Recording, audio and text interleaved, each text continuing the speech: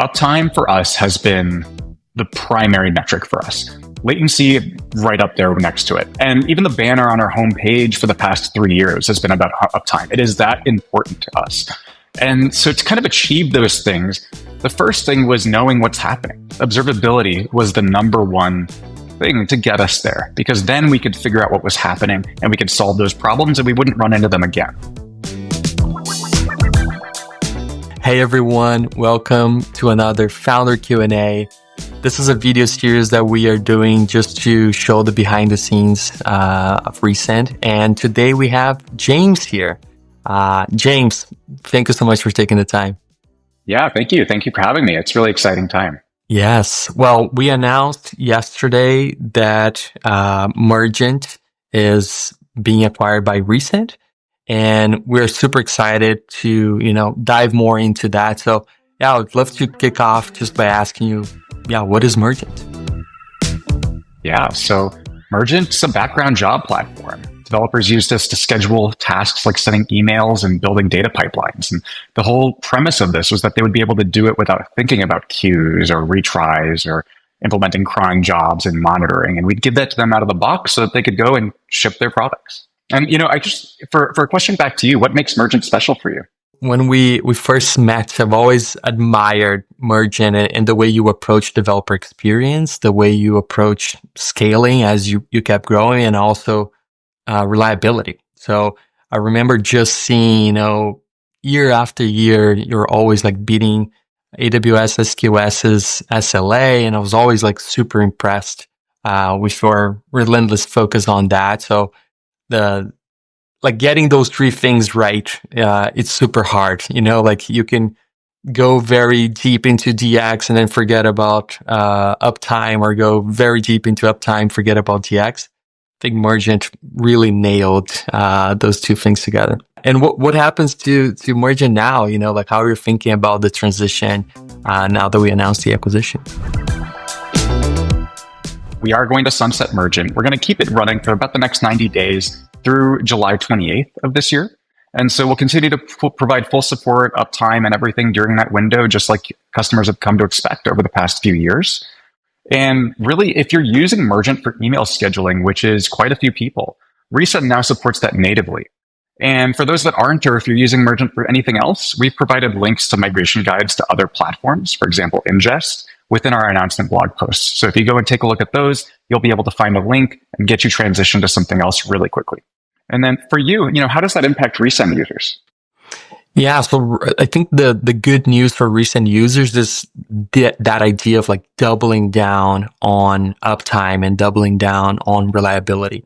We've been always focused on creating a platform that people can rely to send their most important emails. And there's some emails that are crucial. We have customers that send millions of emails every month. And then we have other customers that maybe send only 10 or 15 emails every month. But those 10 emails are crucial, they are the difference between getting the user into the product or not.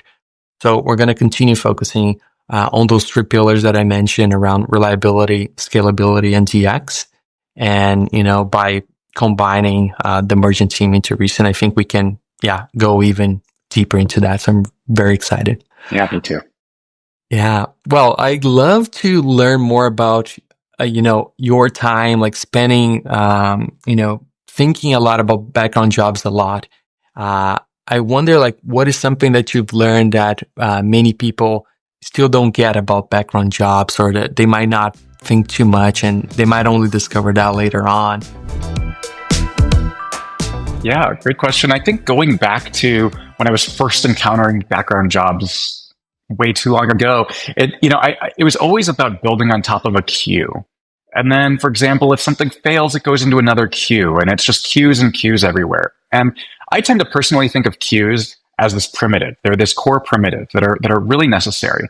But I do think that developers deserve an experience that's a little bit higher level, a better abstraction.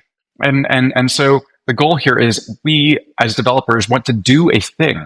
And if it fails, we want to know about it. We want to retry it, right? Instead of having to go look into something like another dead letter queue, the more natural abstraction is something like a status. This has succeeded or this has failed. And then, of course, with the tools that are there to manage it and retry as necessary. And of course, behind the scenes, there's many queues under the hood, but that's not something that's necessarily exposed to our users. And again, because of the goal of building that higher level abstraction. Yeah. What was the secret ingredient, to achieving such a high uptime? Like, I think, the first year was like 99.997% uptime. And the following years were very close to that number too, like 3 nines or like numbers around that. Like how did you achieve that? Yeah. So uptime for us has been the primary metric for us. Latency right up there next to it. And even the banner on our homepage for the past 3 years has been about uptime. It is that important to us. And so to kind of achieve those things, the first thing was knowing what's happening. Observability was the number one thing to get us there, because then we could figure out what was happening and we could solve those problems and we wouldn't run into them again. The kind of second order of that was a zero known bugs policy. If we knew about a bug, if we saw a 500, it was fixed ASAP. And as part of that, everything got a test, an automated test. So everything was tested. And of course, this slows us down a little bit early on, but it really has paid off over time. And it's prevented us from having, net big, large events of downtime or anything along those lines. That's super cool. Well, James, this was super nice. I'm very excited for the future. I can't wait to build super cool stuff with you and keep shipping great products for developers. And thanks for doing this. This is nice. Likewise, very excited. Let's do it.